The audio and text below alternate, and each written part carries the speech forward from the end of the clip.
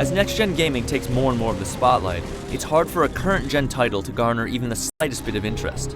However, Rogue Trooper, despite a number of flaws, is strong enough to breathe at least a little bit of life into older consoles. This isn't over.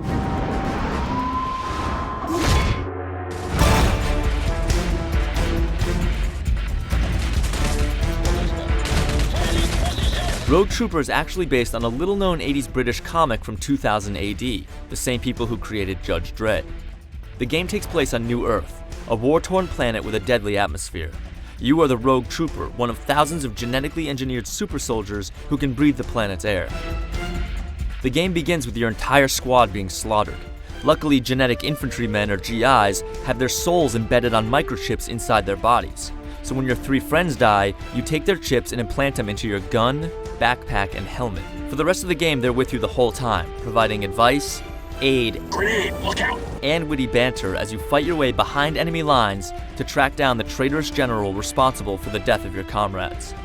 The story actually feels a lot like a big-budget action film where it's kind of thin, but you don't really care as long as things are blowing up.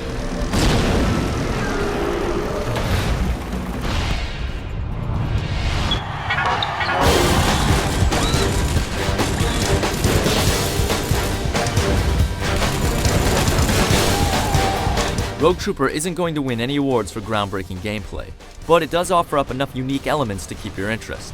For example, the game provides a refreshing way to upgrade your weapons.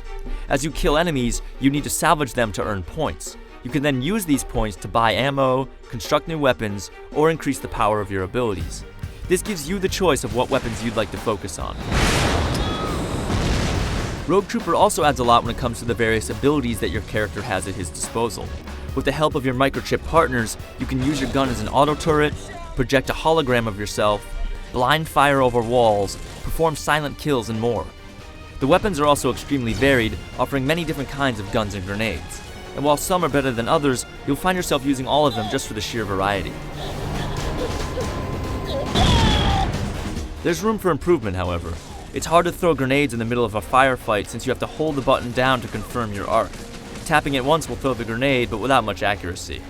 The ability to sprint would have been extremely welcome as well. Also, enemy troopers seem to have excellent vision and hearing, rendering some stealth attempts useless.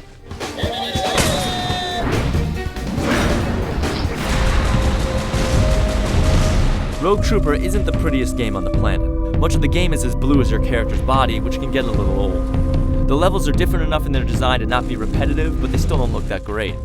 The look of your enemies is nothing impressive either, and you'll find yourself killing the same types of soldiers throughout the game.